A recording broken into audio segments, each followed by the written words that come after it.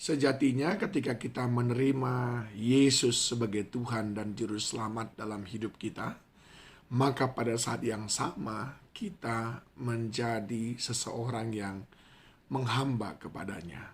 Mengapa? Karena kita sudah dibayar dan ditebus dengan harga yang lunas olehnya.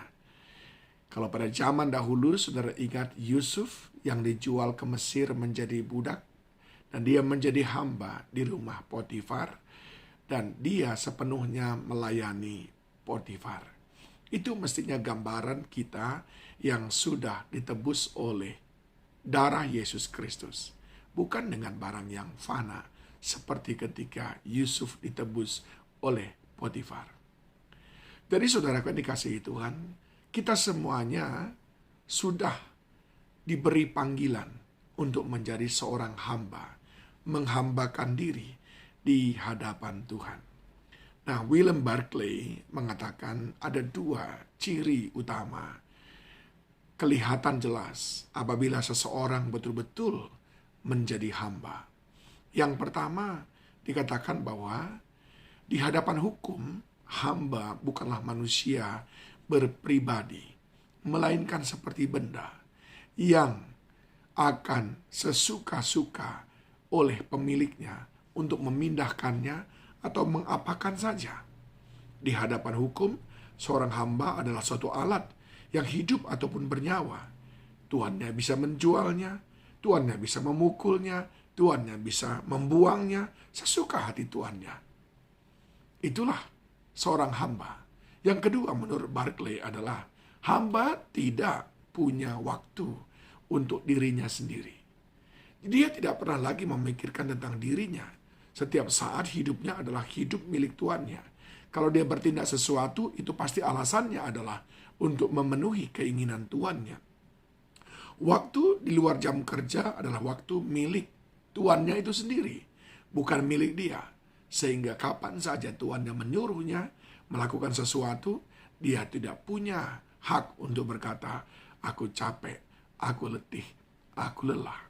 Nah, ini menjadi perjuangan orang percaya, saudaraku. Sehingga tidak jarang kita menemukan banyak sekali orang percaya yang mendua hati. Double standard. Apa kata Yakobus tentang orang yang mendua hati? Yakobus 1 ayat 8 berkata, sebab orang yang mendua hati tidak akan tenang dalam hidupnya. Tahukah saudara, salah satu sumber daripada ketidaktenangan hidup saudara adalah karena saudara mendua hati dalam mengikut Tuhan. Inginnya mengikut Tuhan, tapi tidak ingin diperlakukan oleh Tuhan sesuka hatinya seperti seorang memperlakukan benda.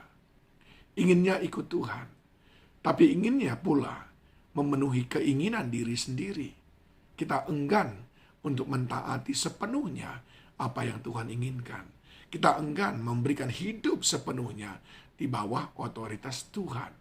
Disinilah sering akhirnya kita mendua hati, saudaraku. Yakobus kembali melanjutkan nasihatnya kepada orang yang mendua hati dalam Yakobus 4 ayat yang ke-8. Dikatakan, 1. Mendekatlah kepada Allah. Orang yang mendua hati perlu segera mendekat kepada Allah, supaya engkau semakin mengenal Dia, supaya engkau semakin mempercayai Dia, meyakini bahwa Dia adalah Allah yang berkuasa atas hidupmu. Entah engkau mau menghambakan diri atau tidak kepadanya, Dia tetap berkuasa atasmu. Oleh sebab itu, saudara, mari, kalau saudara masih mendua hati, datang lebih dekat lagi, kenal lebih dalam lagi akan Dia. Maka engkau akan menemukan Dia adalah Tuhan yang baik, Bapa yang penuh kasih sayang. Pada saat itu, engkau akan berani menaruh seluruh hidupmu ke dalam tangannya. Yang kedua dikatakan, tahirkanlah tanganmu. Ini berbicara tentang apa? Supaya kita memiliki cara pandang yang benar di hadapan Tuhan. Kita memiliki kekudusan. Sebab tanpa kekudusan, tidak ada orang bisa dekat dengan Tuhan. Tidak ada orang bisa menghalangi perjumpaan dengan Tuhan. Tahirkanlah tanganmu, hai kamu orang-orang berdosa. Mari sucikan hidup kita.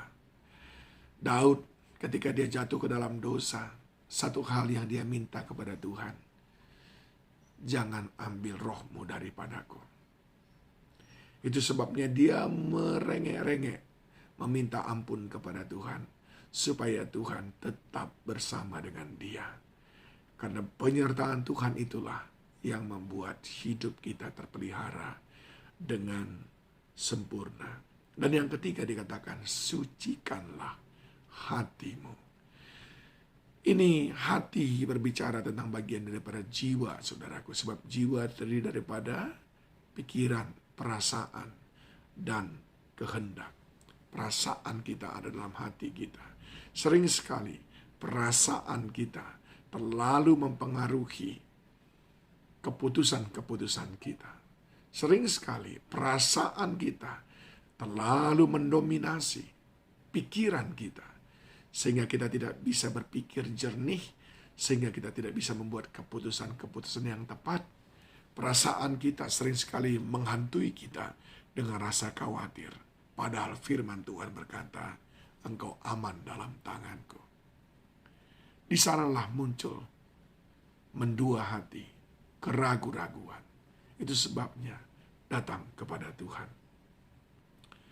Tahirkan tanganmu, sucikan hatimu. Maka dengan demikian, engkau akan memandang betapa indahnya Tuhan. Engkau akan memandang betapa besarnya kasih-Nya kepadamu. Engkau akan tahu bahwa namamu terukir di dalam hatinya, di dalam telapak tangannya. Ada engkau dalam hati dan pikirannya.